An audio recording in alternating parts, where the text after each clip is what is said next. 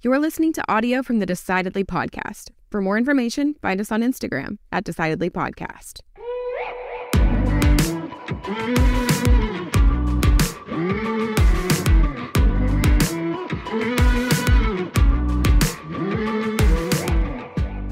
Have you ever had a toxic relationship? No. Never had like a crazy girlfriend or anything? It's weird. I have friends who've had crazy girlfriends or and crazy wives. That sounds worse. Much worse, I would imagine. I've never had one. I've only had the one wife, and she's not toxic or crazy, which is good. That's good. And just a few girlfriends, but they were all fine. I mean, so I guess I'm not toxic. I guess you're not. How about you? I had one that, I had one not go very well for me. I dated this girl for like, I don't even know if I would say dated. We went on a few dates and maybe like 3, 4. Okay. Max 5. I don't know. It's been a few years. And I was about to go out of town for like 3 weeks and she was texting me a lot and I was kind of sitting there thinking like, okay, I don't want to be in this anymore. I don't want to do it anymore. I don't want to wait 3 weeks and like have her wonder why I'm not doing a good job of texting her back. Let me just call her up right now and tell her like, hey, like, I don't really want to do this. So I call her up, which I thought was a respectful thing to do. And the phone call went like about how you'd expect. She was like, well, why? Right. Yeah. She tried to explain without giving reasons. You know what I mean? Yeah. It's like, right. Nobody really wants to hear the reason. Nobody does. So I just kind of like, hey, like long term, I don't see this leading to marriage, and so I'm just gonna call it right now, and yeah, that's all. You didn't do anything wrong. Like, and so I hung up the phone. I thought it was fine. Thought it was all good. Okay. Well, I had the unfortunate, Fort Worth's a small town. About a month later, I was out on a date with someone else. Oh no! And sure enough, I see her. I see her from across the park. We were at a dog park, across the park. And she starts like walking over to me. And then she's getting closer and closer. and you're like, oh no. And I'm like, oh, she's coming to talk to me. Okay. So I stand up as she gets closer. And then she kind of enters like that bubble where I'm like, oh, are we going for like a hug here or what? And so I go for like a hug and she didn't move at all. Oh. And I was like, okay, so maybe I misread that. And I back away. I was like, hey, how's it going? And she just starts yelling at me. Oh no. It's like, you said you weren't ready for a relationship and look at you're here with this skank. And I was like, oh God. No. Like in public. Okay, we're at a dog park. There's other people here. And I just had to eat it. Like, what do you do? Like, what am I going to yell back? Like, I just had to go, okay. No, you got to take it like a champ. You just take it. And then obviously the relationship with that chick didn't go anywhere.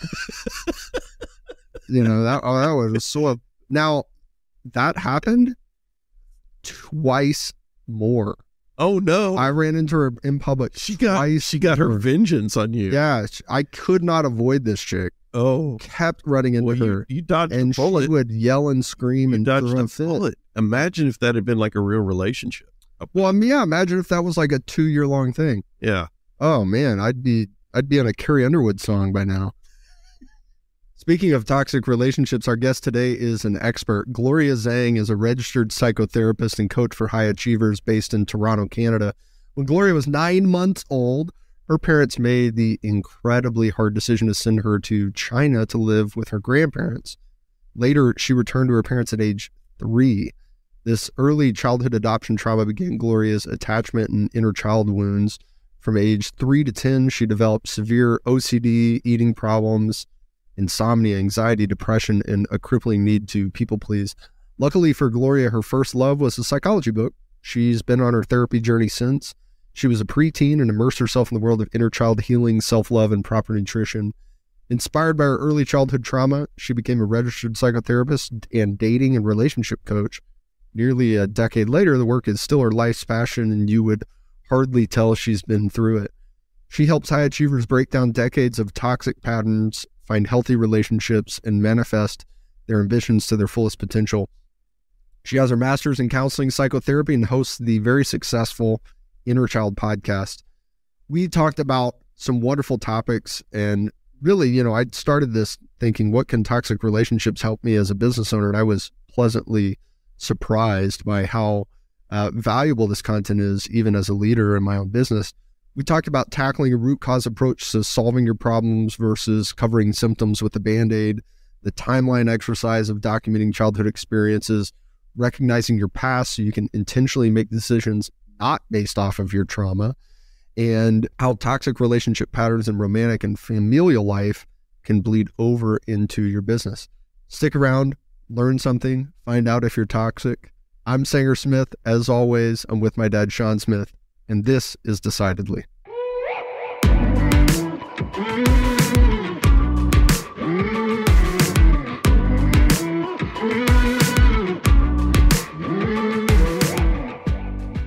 Gloria, thanks for being here. Hey, 3 times the charm, right? Yeah, we've been battling technical difficulties, and so now we're good to go. I'm really blaming glad. all of those on Gloria? Or Yeah, just, Yeah. yeah, no, 100%. It couldn't be our fault. Just throw me We're under the pros. bus, guys. It's cool. Yeah, no. I'm sure that Shauna is really glad that you're here, because it's 2 against 1. It's you know, people who have suffered childhood trauma at the hands of their parents, and then Sean. I'm joking, of course. I got you're about to suffer some adult trauma. So, Gloria, you know, we were talking earlier, preparation for our talk. You know, I had done a little bit of research in looking at your position on how you deal with childhood trauma and how that creates a lens and a framework for how we make decisions today. And looking at your background, it was really interesting because you had some, we'll call it childhood trauma that went all the way back to when you were a baby. Tell me a little bit more about that. The trauma that happened to me when I was 9 months old, just to cut to the chase, I was separated from my birth parents, right, at 9 months, and shipped overseas and adopted by some other family. And it wasn't out of malice or anything, but my parents just couldn't afford to take care of me at that time.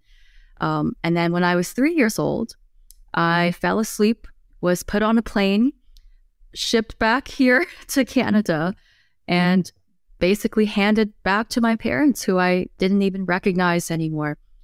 Now, to people in the past, this was not a big deal, right? Naturally, you would give your child to someone who could take care of you. But from what we understand now with attachment trauma, this is an absolutely horrendous experience for young children. Young children learn to form their first human relationships before the age of 1. And it's a really big deal because that sets the blueprint for all of your future relationships, right? And that's why everyone was making, they were freaking out about the children being separated from their parents and the whole shenanigan in the States, right? With foreigners. On the border crisis? Yes, exactly. Right. It is very deeply traumatic to children to be ripped away from their parents without any sort of understanding or explanation. Literally on a very deep biological level, right? Disrupts that attachment. So it's an interesting thing about that type of childhood trauma because the consequences of it aren't always immediately visible, right? So we don't see it, right? And I think a lot of people, maybe even I was guilty of this mindset before reading and educating myself on it. Is that, well, how bad can it be? Right? I don't see, they seem fine. Yeah. It's like the old classic, I got beat as a kid and I turned out all right. Suck it up, buttercup. Yeah. Like, well, you're not necessarily going to see a physical response to that trauma in a 2-year-old child, right? But it's going to, what you're seeing is it's going to impact that kid forever. Exactly. Yeah. So how do you see that manifesting itself? Not, there's a lot of versions of childhood trauma, right? There's an infinite number, I guess. How do you typically see that type of trauma manifesting itself in adults in how they are making decisions or how they were approaching decision making? Excellent question. I want to first preface this by saying that not everything is trauma. And I feel like I have to give that disclaimer, right? Because with with this rise of mental health awareness, I think it's really great, but there are other people pushing back and saying, aren't you just trying to make every normal thing, right, fit into this definition of trauma? And that's not what we're talking about here, right? This is, real evidence that we've discovered through research.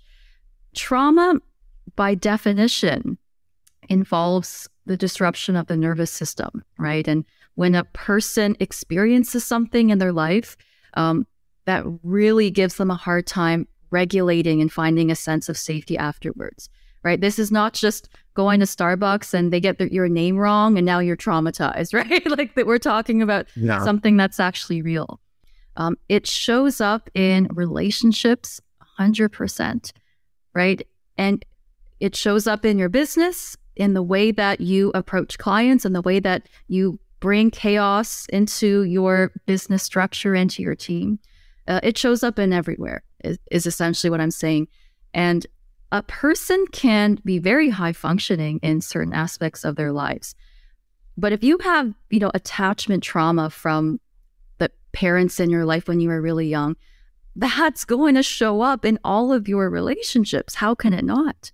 Right? If the very foundational blueprint of how you show up in relationships was like messed up before you could even speak, it shows up in how safe you feel with other people. So I'll just give a couple of examples.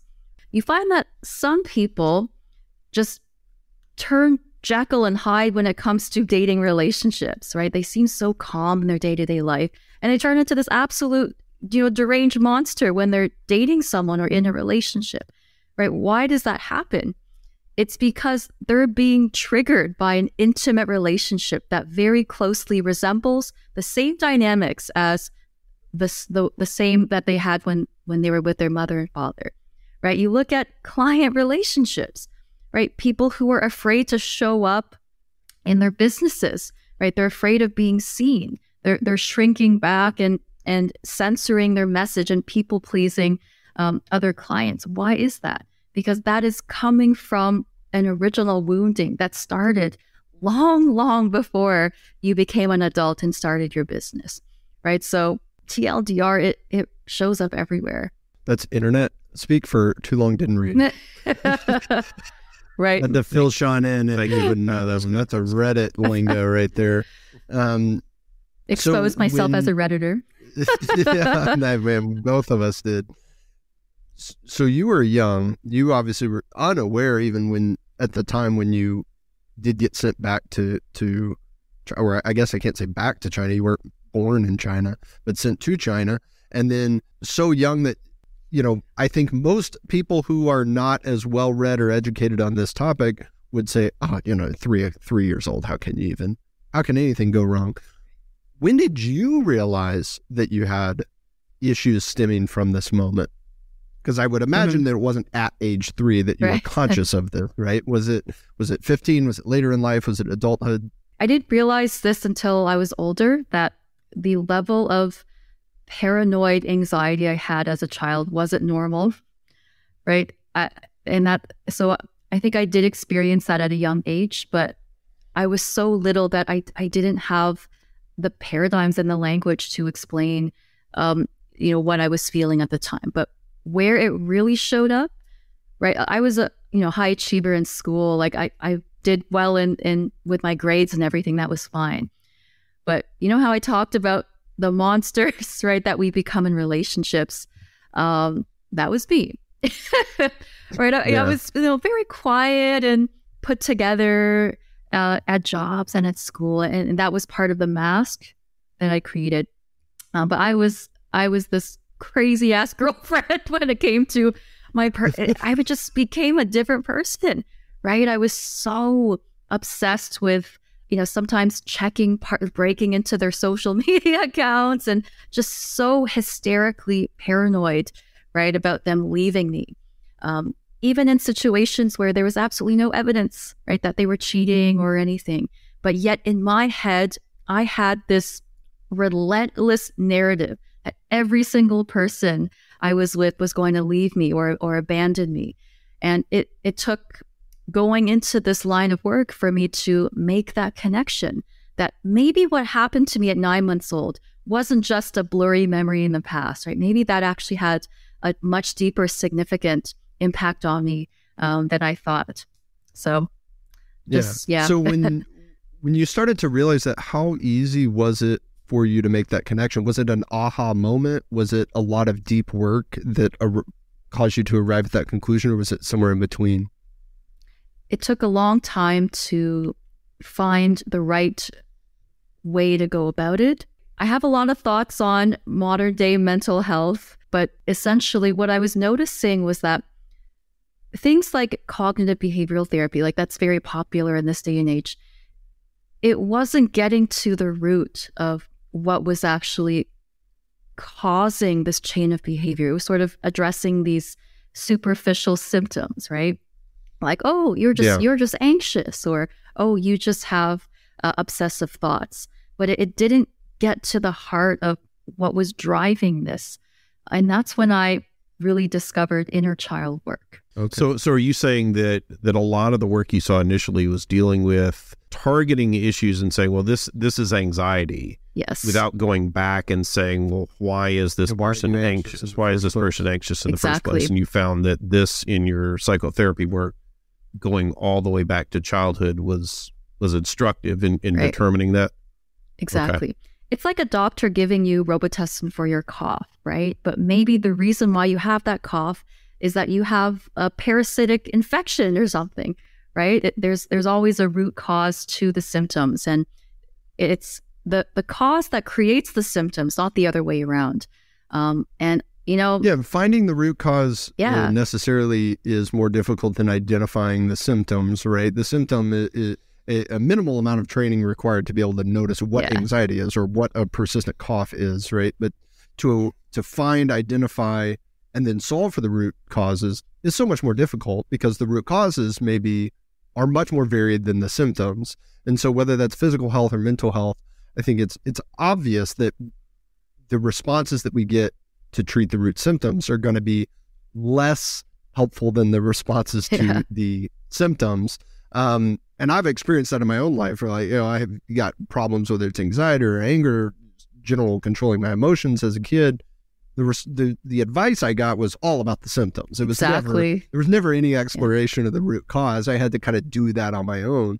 But it's funny, because when you outline it, I think a lot of people miss this. When you outline it and you tell the story as you have to us today, I think most people go, oh, well, duh, like, obviously. Like, well, obviously, you got to, abandon when you're a little baby. Like, of course, that's going to get you're going to have abandonment issues, obviously. Issues. You're going to have attachment issues, of course. Duh. Yeah. It's like, that's not, even for the person